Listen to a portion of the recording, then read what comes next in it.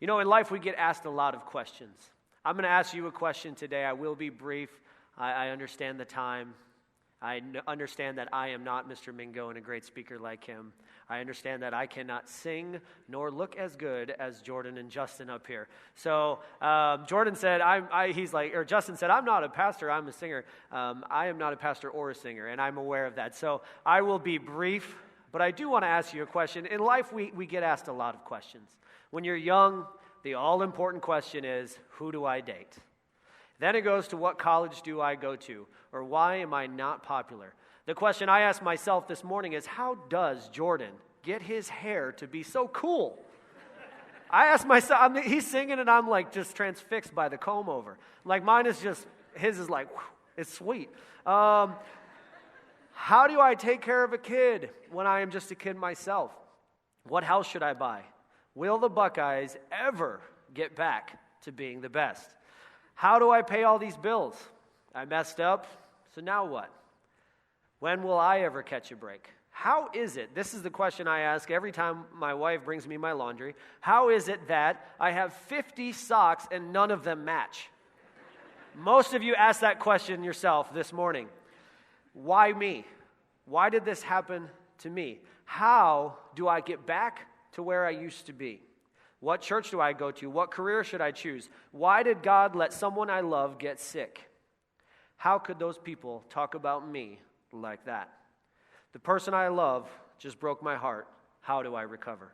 I lost my job. What do I do now? How do I handle being sick? What happens when we die? These are questions that every person in this room, as at one point will have to ask. These are questions that are vital questions. These questions are important, but every one of these questions hinges on the question that I'm going to ask you today, and that question is, who do you say Jesus is? This is the most important question that has ever been asked. Every person in this room and every person throughout history has had to ask this question. One of the politicians on the front row to the person who came in the back row and has no clue really what Christianity is. From the pastor to the nursery, everyone will have to at some point ask this question. Jesus is going to ask this question in Matthew chapter 16. If you have a Bible, turn there with me, please. Matthew chapter 16. If you do not have a Bible, that's cool. Look on with someone else beside you. One of my good friends' name is Mike Duffy, and he loves his Bible. And we were having a discussion about the Bible, and he said, man, the book of Psalms is incredible to me. He's like, I love the book of Psalms. It's just incredible. It's alive. It's open. And he's like, it's not as cool as the book of Job, but it's cool. And then he said, is that how you say those two? And I was like, dude, I don't even care what you call them. Just read it, bro. It's all good. All good. Matthew chapter 16, verse 13. When Jesus came into the coast of Caesarea Philippi, he asked his disciples, saying, whom do men say that I, the Son of Man, am? Let's pray. Dear Heavenly Father, thank you for this day. Thank you for this church. Thank you for Pastor Tony. Thank you for Pastor Denoff, Lord. Thank you for these leaders who are here, Lord. Thank you for everyone that's here. Lord, I pray that you would go through us today and not just to us, Lord, and we would better understand who you, Jesus, the Son of Man, am. Jesus, of course, was 100% God, and he was 100% man, and Jesus in this passage is about to show us his humanity. And he's going to do that by asking a question that each and every one of us ask frequently. We all ask the question, what do people think about me? And I believe that when Jesus asked this question, he probably leaned in to his disciples, and he probably spoke a little bit softer, and he said, hey, what do people think about me? You ask that question all the time, right? Yeah, if you're a family and you've got kids, and you bring another family over to your house, and they've got kids, and your kid bites their kid, and your dog eats their food, and things go crazy, when you're leaving, you probably turn to your wife or your husband and say, I wonder what they thought about us, right? You've got special speakers here, and you've got special people here, and you've got singers here, and the singers are wondering what you think of them, and the politicians are wondering what you think of them, and you're all wondering what the politicians think of them and what the singers think of you, and everyone's wondering, hey, man, what do people think about me? I did this when I met my wife. My wife is here. Samantha, could you do me a favor and please stand? That's my wife. She's very shy. Also with her are my two daughters, Nina and Nicole. I love these girls. Yes. I was trying to, they're awesome girls. But we do have another member of the house. His name is Cromwell. He's an English bulldog. He is the king of that castle. So I have to be honest. As much as I love the fact that my wife and girls are here, I really wanted to bring him along. But don't worry, he's praying for you. And he loves you all. He says his greetings. When I met my wife, I have zero game when it comes to dating. Zero. All right? I grew up in a town of about 80 people. My dad had 11 brothers and sisters, so almost all 80 of those people were somehow related to me. So that really limits your dating options. So when I got to college, I remember seeing my wife, and I know that as a pastor, I'm supposed to be spiritual and say, I saw her reading her Bible, and God said, this is the one for you. I saw my wife, and I was like, she is really good looking, and I need to get to know her. That's my first thought. Full disclosure. So, but the problem is I have zero game. I really do. The way that I asked my wife on a first date was I called her and told her, hey, I'm coming to Ohio for the 4th of July to see you, and we're going to go on a date. That's probably the least romantic way to ever ask somebody on a date. So she's like, okay, all right. And I showed up, and it was great. We had a great date. Then I went to her church. And this was my first time being at High Street Baptist Church. I work there now, so if this story alarms you, don't worry, there's hope for you. When I first was introduced at this church, I was introduced as the feller from Michigan who's here to see Sam, and the people booed me. They just were like, I'm like, all these people are being introduced. I'm like, this is great. And they're like, oh, yeah. And then I believe I was sitting on the left side. Yeah, this feller in the second row is from Michigan. People are like, boo. The only person that talked to me besides my wife was Jordy. I was so glad Jordy was there. I'm like, whoo. After the church service, they had fireworks. And I'm like, this is awesome. This church has fireworks. This is cool. So we went out behind the property, and they had chairs. We were sitting there. During the middle of the fireworks, one of the fireworks tips over and comes launching straight at me. It's right at my face. So I don't know what to do. Fortunately, it dipped down, went underneath my chair, hit the house behind me, and exploded. So, if you're here today and this is your very first time at this church, I say all that to say this. If nobody booed you and nobody shot a firework at your face, you are definitely welcome. All right, these people love you. The date went great. It was awesome. It was wonderful. I was so excited. I was driving home. This is how excited I was about my date. I was listening to Christmas music the entire way home on the 4th of July. I was just on cloud nine. I was in love. There was people in cars beside me who were sitting in traffic. They're yelling at each other. I rolled the window down. I'm like, hey, I just went on a date with a girl. And they shot fireworks at my face. It was awesome. I was so pumped. But you know what I did after that? I called her friend Cindy, and I said the same question that Jesus asked. Hey, what does Sam think about me? The answers that Jesus gets is amazing. And they said in verse 14, some say, thou art John the Baptist, some Elias, and others Jeremiah, or one of the prophets. These are really good answers. If I pass away, I would hope that somebody would be like, man, this is a good guy. He reminds me of John the Baptist. Jeremiah, the weeping prophet. Elias goes to heaven in a fiery chariot, or one of the prophets. These are really, really good answers. But they are not the answers that Jesus Christ is looking for. Look with me, we're going to read verses 15 through 18. He saith unto them, but whom say ye that I am? And Simon Peter answered and said, thou art the Christ, the Son of the living God. And Jesus answered and said unto him, blessed art thou, Simon Bar-Jonah, for flesh and blood hath not revealed it unto thee, but my Father which is in heaven. Peter got the answer right. See, the truth is that people said that Jesus was good, but Peter said that Jesus was God. And the truth is that Jesus is so much better than just simply good. David described Jesus as my strength, my rock, my shield, my fortress, my deliverer, my buckler, the horn of my salvation, my high tower, my shepherd, my hope, my trust from my youth, my salvation, my glory, the rock of my strength, my refuge, the strength of my heart, my portion, my king of old, my king, the rock of my refuge, my song, the strength of my salvation, my high tower, my goodness, and my God. John said about Jesus, in the beginning was the Word, and the Word was with God, and the Word was God, and the Word became flesh and dwelt among us, and we beheld His glory as of the only begotten of the Father, full of grace and truth. Genesis describes Jesus as the Prince of Peace. Revelation describes Him as He that is liveth and was dead, and is alive evermore, holding the keys to death and to hell. The truth is, Jesus is not simply good. Jesus is God. If Jesus was simply good, there's no point in any of us being here besides to listen to some good music and get together and talk. If Jesus was simply good, then like pack up, we'll go home, we'll eat some good food, we'll watch some basketball or whatever it is, and we'll just call this a day if Jesus was simply good. But Jesus was so much more than good, he was God. And Peter figured it out. So when I read these verses, I thought, what made the difference between Peter and all these people? How is it that one person says about Jesus, you are the Son of the living God? And everybody else says, you're a good dude. You're a good guy. Jesus is a good guy. What makes that difference? What makes the difference today in our churches where one person during the music is like, oh, God, you are amazing. And the rest of us are like, I didn't get enough coffee this morning. I don't like this song. It's not my favorite. Yeah, these guys are all right. And one person is worshiping Christ. And when the sermon is being preached, one person is locked in. And they're attentive, and they're reading, and they're studying, and the other people are like, this guy talks so long, and I just found out he's from Michigan, and I don't like him already. Right? What makes that difference? The difference is found in Matthew chapter 14, verses 15 through 21. Matthew chapter 14, we're going fast, I'll be quick.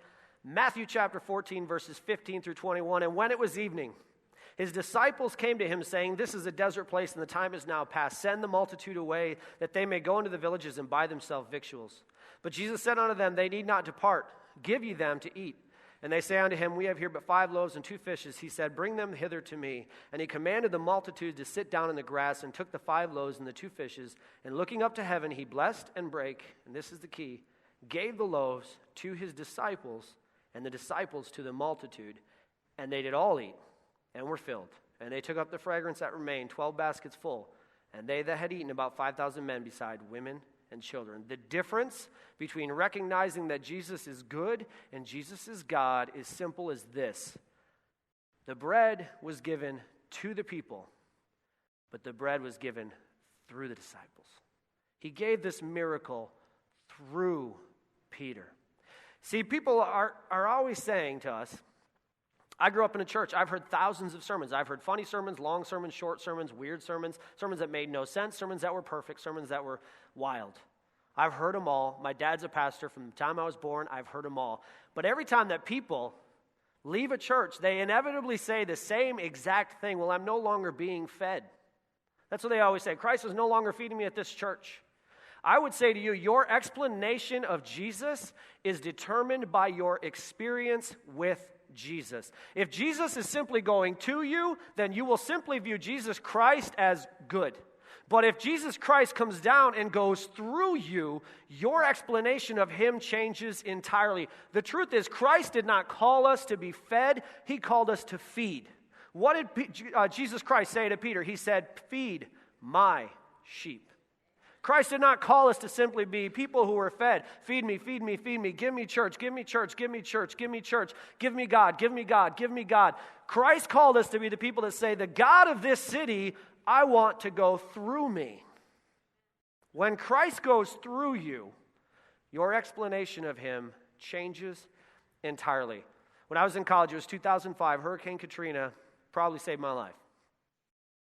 I was in college. I was not happy in college. I wasn't happy where I was. The church I was at, I just was no longer a part of it. I was studying to be a pastor, and I didn't even want to go to church, and that's sad. The music that moved me before no longer had any impact on me. The sermons that moved me before no longer had any impact on me. The things that at the invitation when I would come forward and God would just pour out his Spirit upon me no longer happened.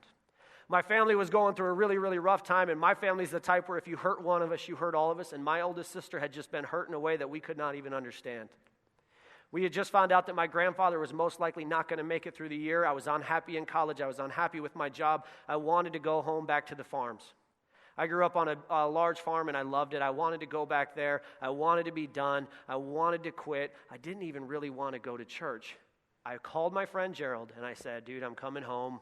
We're going to go swimming. We're going to do all the things we used to do. We're going to work on the farm again. I'm coming home. On the way home, the news came on about Hurricane Katrina. And for some reason, I was just perplexed by that story. I just couldn't get past that story. I just was like, man, this is amazing. And I thought to myself, in the drive home to Michigan, I wish that I could help those poor people. When I got back to college, I was going to stay that week and leave the next week. They announced, hey, if you want to go help with the Red Cross is looking for people to help in Hurricane Katrina. We want you to go. To be honest, I was in so much trouble at the school that I was at, I didn't think they were going to let me go. I signed my name on the paper thinking, there's no way they'll accept me. I'll leave, go home, and call this quits. I was really honestly done with Christianity. I was surprised when they called me the next day and said, Jason, we really want you to go. It was an amazing experience. We were some of the very first people in those towns. I remember opening a door and being the very first person that a young girl saw. Gave her some scissors, some papers, and different things, crayons to color, and we gave her some food and water, got a picture with her. We went in, and it was just amazing. We actually were in downtown trying to bring food and water to the firefighters, and the MPs had to guard us 50 caliber machine guns while we would sprint across the street to give these guys food because of the looters and the rioters that were there. Finally, we went to a place in Baton Rouge. It was a shelter. It was where the very worst of the worst were put. It was where the situation was terrible. Everyone there had lost someone. And we were there, and I really didn't know what I was doing there, and I wasn't sure why God even had me there. I didn't even really want to be there. And we were there, and we were given food and water, and we were trying to be an encouragement. And I walked out. It was evening. The sun was about to set. I was discouraged. I was tired. I had two of my friends with me, and we saw, of all things, a Christian rapper come up. And this guy said, hey, I know you guys are that Baptist group. Would you please come on this platform with me, and maybe we could sing Amazing Grace? Now, I'm not a singer by any stretch of the imagination. There is a reason that Jordan and Justin and Kayla did not ask me to join them in Living He Loved Me. There's a reason. And so I was like, okay, whatever. We got up there, we're singing Amazing Grace, and as we sang, people just started coming out of the shelter. They were flooding out. And more people whose lives were wrecked, people who were destroyed, began to sing with us. It was one of the most beautiful things I'd ever seen. But on the very front row was a man who the entire time just sobbed and sobbed and sobbed. We got done. I went down off the stage. This man found me, and he said to me these words, do you really think that Jesus has grace for me? I said, of course Jesus has grace for you. He has grace for everyone. He said, well, you don't understand. Let me tell you this story. When Hurricane Katrina hit, we were in our yard. When the levees broke, the waters came flooding in. We climbed a tree. I grabbed my wife out from the ground, and I lifted her into the tree, and I was holding on to her, and I reached down to grab my baby girl, but the waters hit us, and I could not hold on to her or my wife. I had to choose which one to let go. This man looked at me with tears in his eyes and said, I let my baby daughter die. How could Jesus have grace for me? I did that to her. For the first time in my life, I looked at that man and I realized I have no answers for you. And I looked up to heaven and I said, God, I know you're real. I know your son is Jesus, and I know you came to this earth, but I have no clue what to tell this man. What do I say to this guy? This man looked at me, and I looked at him, and for some reason, God gave me the words, I know that Jesus is God, and I know that Jesus has grace for you.